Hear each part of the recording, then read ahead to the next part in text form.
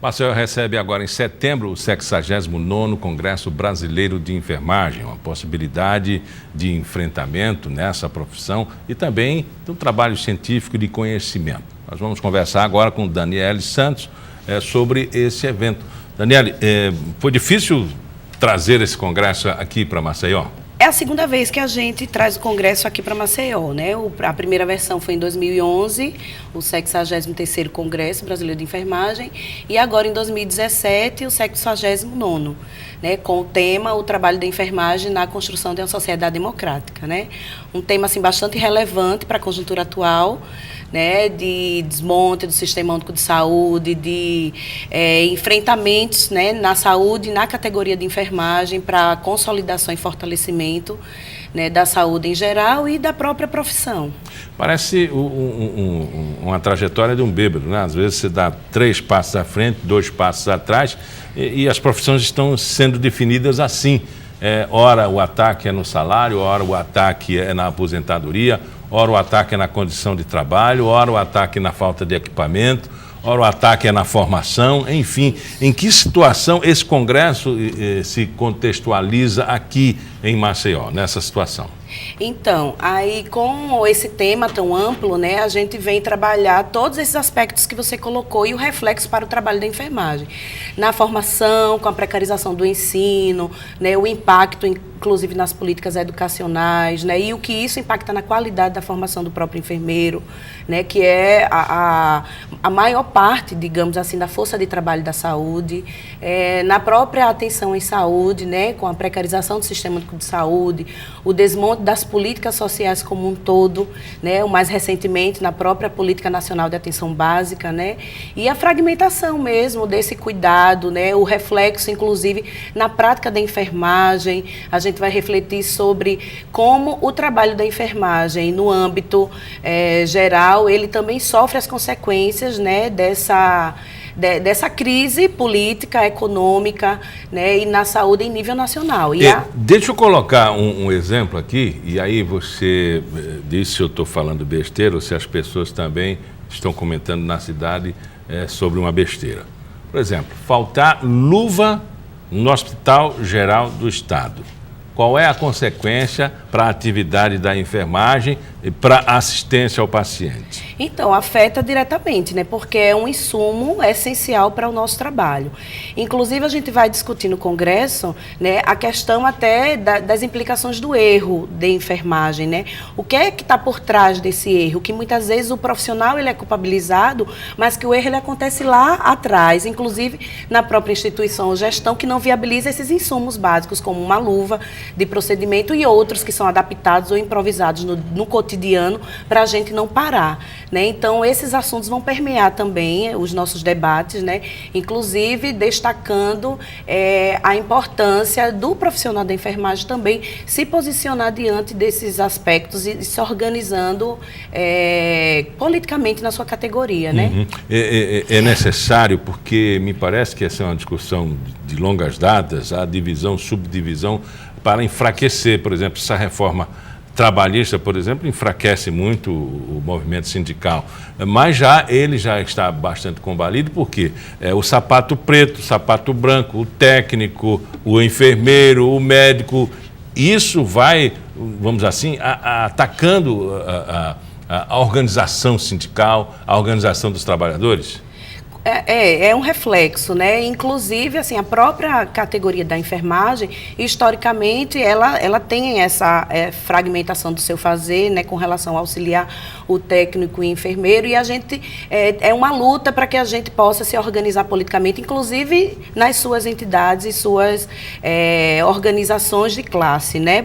Entidades e organizações de classe. A ABEM, por exemplo, a Associação Brasileira de Enfermagem, é a primeira, né, entidade representativa da categoria, e há 90 anos, esse ano está fazendo 91 anos, ela vem nessa luta com frente na formação, mas com os aliados, como os sindicatos e o próprio Conselho de Enfermagem, que é a nossa autarquia, né, para que a gente possa unificar cada vez mais essa luta da enfermagem, que ainda sofre as consequências desse trabalho que é fragmentado, inclusive nos movimentos, né? E aí a gente sente reflexo desde a formação com o movimento estudantil e vai sendo também precarizado no âmbito do trabalho, com o enfraquecimento, sim, dos sindicatos e tudo. E esse momento do Congresso é justamente uma oportunidade para a gente fortalecer essa luta, né, e redirecionar esse trabalho, alinhando e traçando novas diretrizes. Há algum país, algum continente, alguma organização tem isso organizado? Valoriza mais do que na América Latina, ou que no Brasil, ou que em Alagoas, ou que em Maceió? Então, em âmbito mundial, né, a gente percebe essa mudança, essa transição nas organizações de classe. No Brasil, por exemplo, a gente tem a Associação Brasileira de Enfermagem, os sindicatos de auxiliares e técnicos, os sindicatos dos enfermeiros, temos também os nossos conselhos e a gente tenta manter o diálogo para que a gente se fortaleça, né?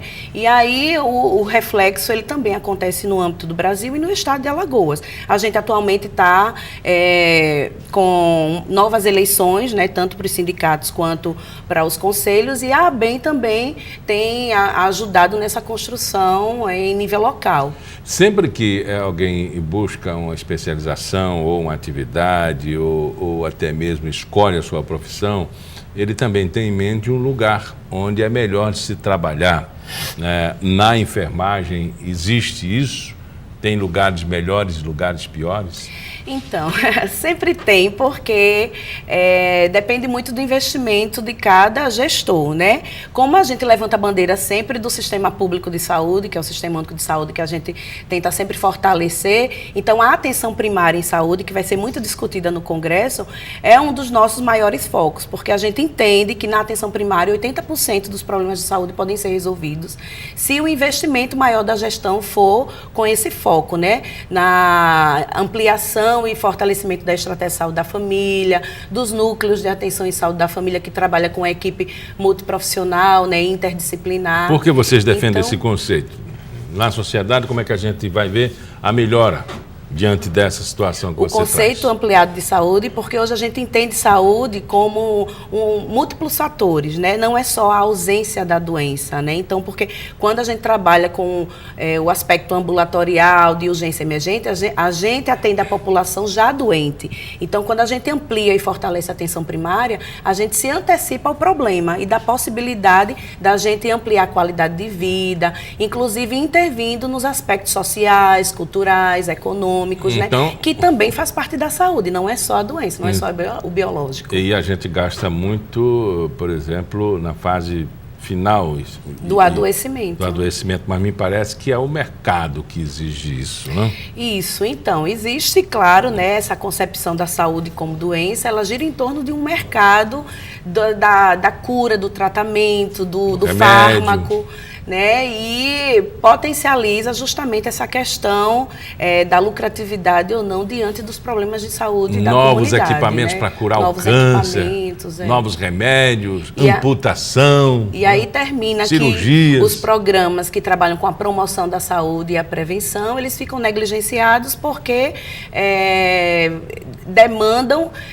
Não sei dizer se demanda mais recursos ou não. Eu acredito que mais recursos demandam justamente para a cura e para o tratamento das doenças. Então, trabalhar com a promoção da saúde, você trabalha com a intersetorialidade, com vários setores, né? A educação, a saúde, a assistência social, a urbanização, né? Então, não dá para fazer saúde sozinha, a gente precisa ampliar esse nosso olhar. E vamos repetir o extremo? Por exemplo, uma amputação hoje no hospital, que custa caro, né? Uma cirurgia, um procedimento que deixa o paciente lá por um bom tempo, né? E ele já chega numa situação terrível.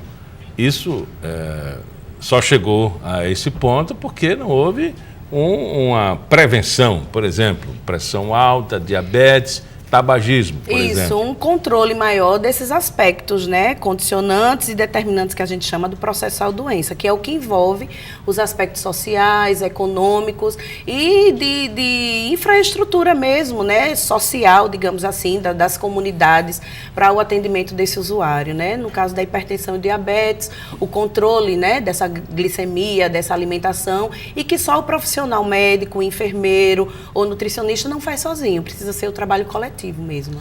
E outra situação que você até destacou, a alimentação, né?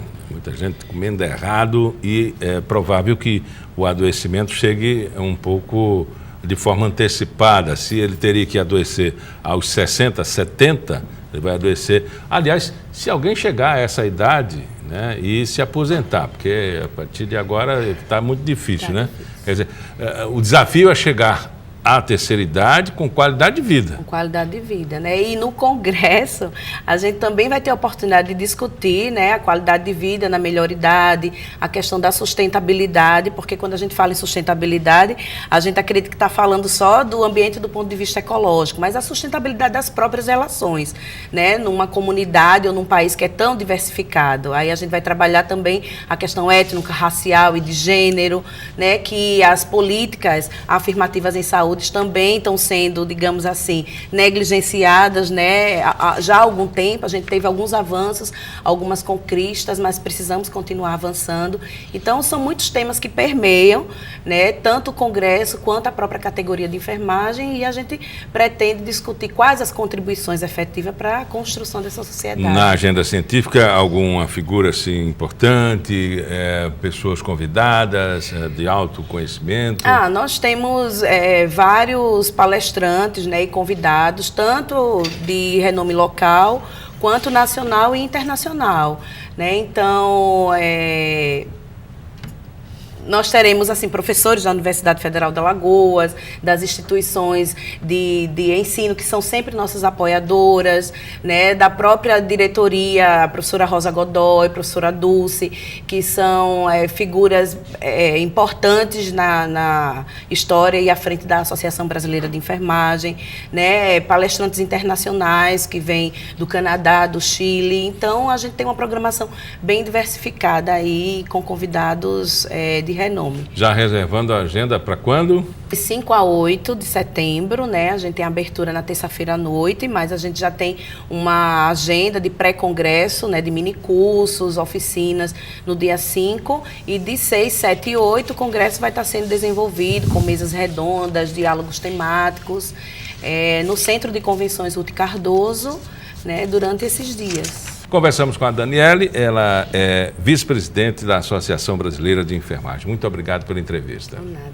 Eu que agradeço pela oportunidade, né, de poder falar um pouco da nossa categoria da enfermagem, uma categoria que é eminentemente feminina. A gente também vai discutir as questões de gênero, e que é a maior parte, né, da força de trabalho da saúde, mais de 50%, né, da categoria de enfermagem, que a gente precisa estar sempre se fortalecendo, né, com esses espaços de discussões e com essas oportunidades para a gente divulgar o nosso trabalho. Obrigado. Tanto da Associação Brasileira de Enfermagem quanto da Enfermagem Brasileira e Alagoana. Ok. Pauta Especial fica por aqui. A gente volta amanhã às 11h30 da manhã com reprise às 4h30 da tarde. Até lá.